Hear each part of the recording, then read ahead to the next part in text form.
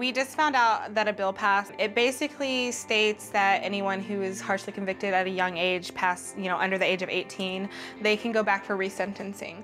So if he goes back for resentencing, the minimum is 25 years. Michael has served 27, so he will be automatically released. I couldn't even imagine being in there, especially the last 20 years. He's been so huge in how things have changed in the world. Michael has been in prison since '87, and he's never used a cell phone, got on a computer, hasn't really driven a car. Reagan was president when Michael went in. We've got to tell my parents. I know.